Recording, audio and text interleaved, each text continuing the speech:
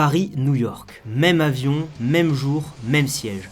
Ton voisin a payé son billet 380 € alors que toi tu as payé 3400 €. Et non, ce n'est pas un bug d'affichage, ce n'est pas une arnaque et ce n'est même pas illégal de le réserver. Ce que tu vas voir dans cette vidéo, c'est une faille qui existe dans le prix des billets d'avion depuis plusieurs années. Des billets vendus 10, parfois 20 fois moins cher que leur vrai prix pendant quelques minutes seulement. La plupart des gens ne les voient jamais passer, moi non plus, avant. Alors j'ai fini par construire quelque chose pour les attraper avant tout le monde. Et à la fin de cette vidéo, je te le donne gratuitement. Mais d'abord, il faut que je te raconte comment j'ai trouvé ça. Comme tout le monde, je réservais mes vols en tapant la direction, la destination dans un comparateur de vols classique. Et alors je regardais différents filtres et globalement, je regardais le billet le moins cher en me disant bon bah voilà, c'est le moins cher à l'instant T, j'aurai pas mieux.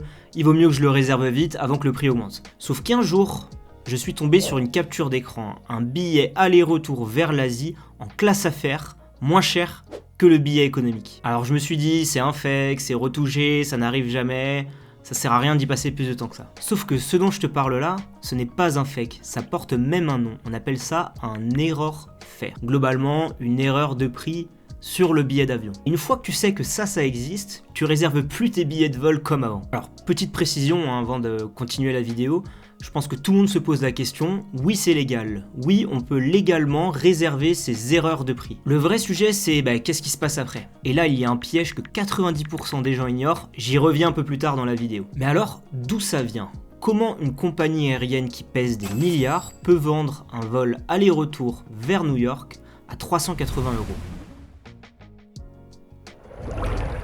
La cause numéro 1, c'est la bêtise absolue. Ça a même un nom, ça s'appelle un fat finger. Le doigt trop gros quoi en fait, c'est-à-dire un employé qui saisit les prix à la main et qui se trompe par exemple d'une décimale. Donc au lieu de mettre le billet à 3800 €, il va le mettre à 380 €. Ou par exemple, il oublie d'ajouter la taxe carburant dans le calcul. Et voilà comment un billet de 3400 € peut se retrouver à 340 €, 380 € en une erreur de frappe. Et ça, c'est l'erreur humaine. Il y a une deuxième source qui est beaucoup plus vicieuse.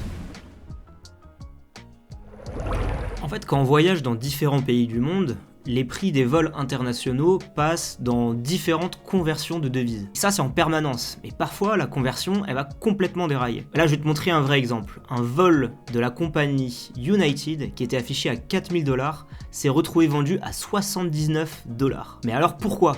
La réponse elle est simple, il y a eu une erreur de conversion entre la couronne danoise et la livre sterling. Et tu te retrouves in fine avec un billet qui vaut 79 $ pour un trajet international. Et c'est pour ça qu'une des astuces des chasseurs d'error fare, c'est de comparer les différentes devises. Tu changes la devise de réservation et parfois le même billet va avoir un prix qui est totalement différent du fait d'une erreur de devise. Bon, donc le prix existe, mais maintenant la vraie question, est-ce que tu peux vraiment rentrer dans l'avion avec un billet qui a une grosse erreur de prix? Parce que là, ça se complique. Voilà le piège dont je te parlais tout à l'heure, et c'est très contre-intuitif. Beaucoup de gens croient que si une compagnie affiche un prix, elle se doit de le respecter. Et c'était vrai, entre 2012 et 2015, le régulateur aux États-Unis, le Department of Transportation, obligeait les compagnies à honorer les erreurs de prix. Et puis en 2015, ils ont changé la règle. Depuis, une compagnie a le droit d'annuler ton billet si elle prouve que c'était dû à une vraie erreur. Bon, pour te rassurer, elle doit te rembourser et couvrir les éventuels frais additionnels comme l'hôtel, le transport, etc. Mais elle peut l'annuler. Petite précision importante parce que je ne vais pas te raconter n'importe quoi. Cette règle-là, c'est la règle américaine. En Europe, c'est un peu différent.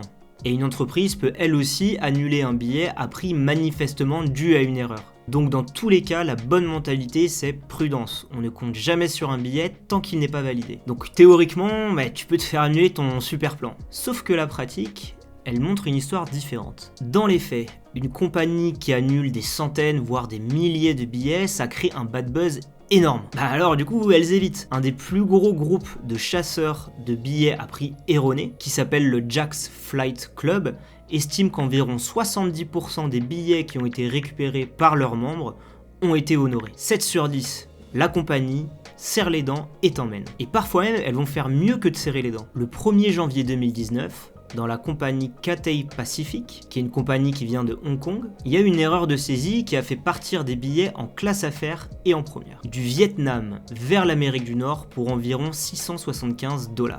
Pour de la classe affaires et de la première classe, c'est un prix jamais vu. Imagine-toi bien, on parle de billets qui valent plusieurs milliers d'euros qui sont vendus à 675 $, soit le prix d'un vol économique. Et alors là, plusieurs milliers de billets partent avant que quiconque ne puisse réagir. Et le lendemain, la compagnie aérienne Cathay va poster un message. Oui, on a fait une erreur, mais on a hâte de tous vous accueillir à bord. Ils ont tout honoré, tous les billets qui ont été pris. Des gens ont volé en première classe pour le prix d'un billet éco, juste parce qu'ils étaient au bon endroit au bon moment. Et c'est exactement ça qui m'a rendu fou. Parce que si ces billets existent, et qu'ils sont honorés 7 fois sur 10. Pourquoi je pourrais pas en profiter moi aussi? La réponse, elle est dure. Une erreur faire, ça ne dure pas des jours, des semaines. C'est l'histoire de quelques minutes, maximum quelques heures. En gros, c'est le temps qu'un humain de la compagnie s'en rende compte et corrige le prix. Ça veut dire que recevoir l'info des minutes, voire des heures trop tard, c'est comme si tu n'avais jamais eu l'information. Tu tombes sur l'annonce, plein d'espoir, tu cliques et là,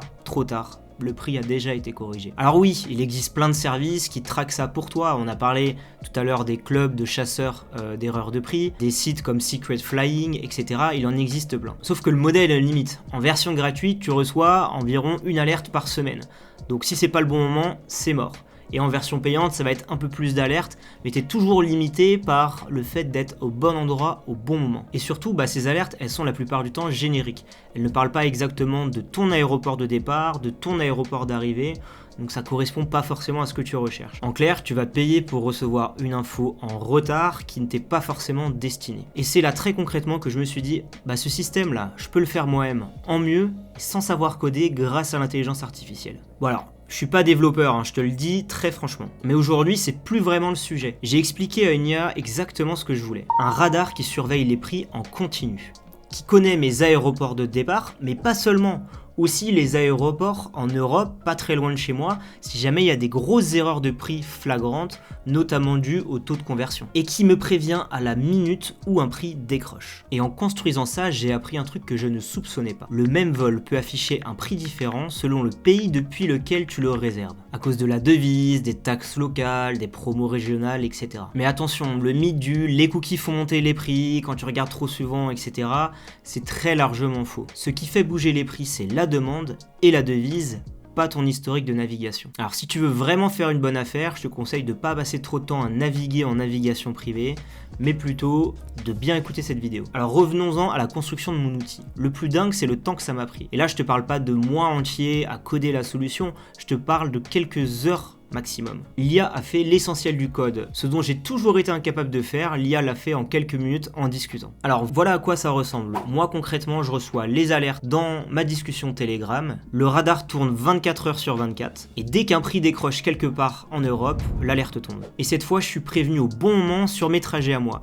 Alors comme promis, je te mets le dépôt GitHub dans la description et je t'invite à aller l'utiliser et à me faire ton retour sur la solution que j'ai créée. Et je te rassure, c'est totalement gratuit, je vais pas te faire payer 5 € pour accéder à mon club ou quoi que ce soit. Tu branches tes aéroports, tes destinations et tu laisses tourner. Bon, une seule règle, si jamais tu attrapes une erreur faire, ne réserve pas ton hôtel sur la destination et tes activités tout de suite. Attends bien d'avoir ton billet qui va être confirmé.